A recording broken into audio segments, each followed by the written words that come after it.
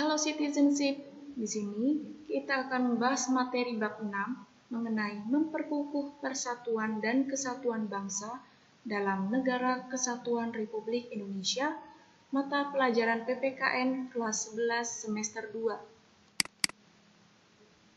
Kali ini kita akan membahas subbab yang A terlebih dahulu mengenai makna persatuan dan kesatuan bangsa. Nah, mengapa persatuan dan kesatuan penting bagi bangsa Indonesia? Nah, jelas kalian ketahui bahwa kita sebagai negara Indonesia kita harus memiliki rasa tanggung jawab. Dengan memiliki rasa tanggung jawab tersebut, kita adalah bersyukur sebab kepada Tuhan kita telah ditakdirkan sebagai warga negara Indonesia.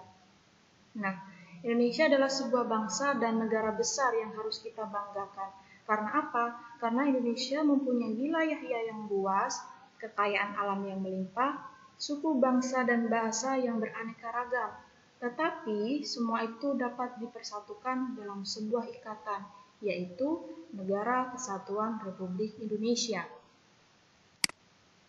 Kemudian kita memiliki lebih dari 17.000 pulau besar dan kecil, kemudian lebih dari 1.300 kelompok etnik atau suku bangsa, lebih dari 264 juta jiwa atau jumlah penduduk, kemudian dengan bahasa dan dialek yang berbeda, potensi sumber daya yang sangat besar, dengan luas wilayah 1.905 juta kilometer persegi. Nah, persatuan dan kesatuan itu sangat penting diperlukan, karena untuk menciptakan rasa saling memiliki, mengasihi, menolong, dan melindungi satu sama lain, guna menciptakan kesadaran bersama sebagai sebuah bangsa yang satu, sebagai sebuah bangsa negara yang satu, yaitu bangsa Indonesia. Kemudian integritas. Integritas itu apa? Integritas adalah suatu proses penyesuaian di antara unsur-unsur yang saling berbeda yang ada dalam kehidupan sehingga menghasilkan keserasian dalam kehidupan masyarakat. Nah, bangsa Indonesia yang secara sadar ingin bersatu agar hidup yang kokoh.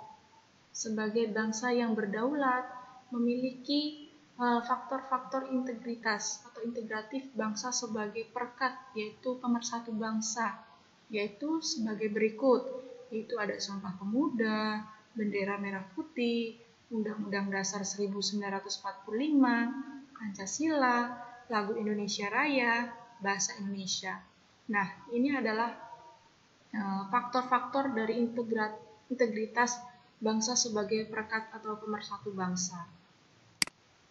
Kemudian perwujudan persatuan dan kesatuan Indonesia sebagai satu kesatuan, yaitu ada aspek politik, ekonomi, sosial budaya, pertahanan, dan keamanan.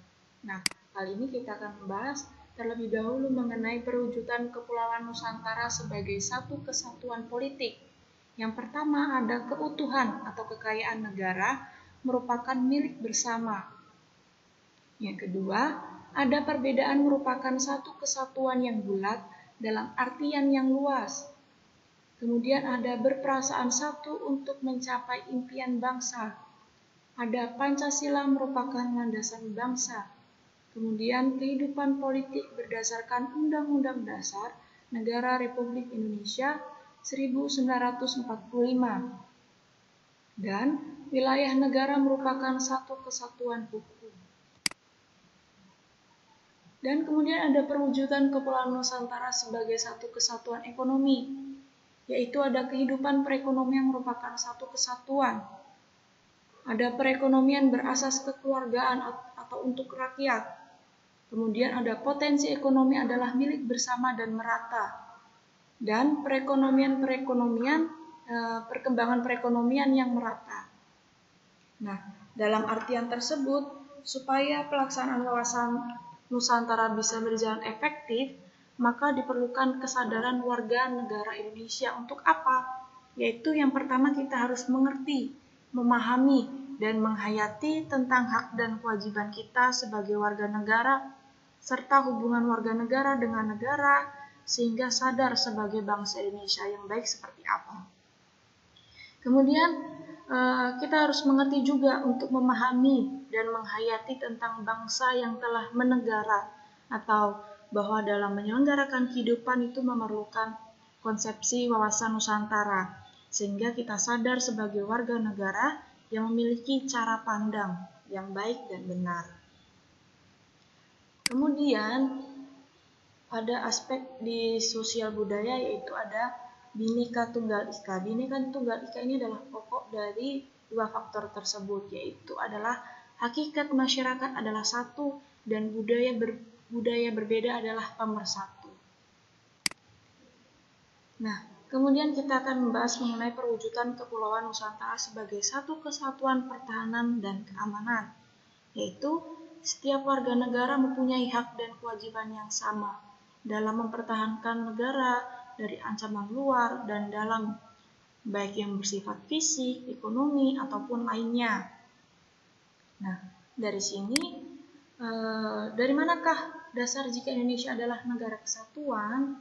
Yaitu kita bisa melihat bahwa dasar yang telah tercantum jika Indonesia adalah negara kesatuan kita bisa baca mengenai di dalam Undang-Undang 1945 di bab 1, yaitu bentuk dan kedaulatannya, terdapat di pasal 1 ayat 1 sampai 3. Yaitu yang pertama adalah negara Indonesia ialah negara kesatuan yang berbentuk republik. Yang kedua, kedaulatan berada di tangan rakyat dan dilaksanakan menurut Undang-Undang Dasar. Yang ketiga, negara Indonesia adalah negara hukum. Nah, ini adalah bentuk dan kedaulatannya yang telah tercantum. Kemudian, apakah faktor yang menghambat persatuan dan kesatuan bangsa? Yaitu ada etnosentrisme. Hambatannya yang pertama adalah etnosentrisme. Etnosentrisme ini adalah sebuah sikap atau pandangan yang berpangkal pada masyarakat dan kebudayaan sendiri. Biasanya disertai dengan sikap dan pandangan yang meremehkan masyarakat atau kebudayaan lain. Ini adalah etnosentrisme. Kemudian keberagaman. Keberagaman ini adalah suatu kondisi dalam masyarakat yang terdapat banyak perbedaan dalam berbagai bidang. Kemudian ada kondisi geografis, ada ketidakmerataan, ada disintegrasi. Nah, disintegrasi ini adalah keadaan tidak bersatu atau tidak bersatu padu yang menghilangkan keutuhan atau persatuan yang menyebabkan perpecahan. Kemudian ada pengaruh asing. Nah, tetapi ada faktor-faktor pendukungnya, yaitu ada nasionalisme, patriotisme, kemudian ini adalah pokok dari persatuan dan kesatuan bangsa, kemudian ada Sumpah Pemuda, Negara Kesatuan Republik Indonesia, Bhinneka Tunggal Ika, solidaritas yang sangat kuat.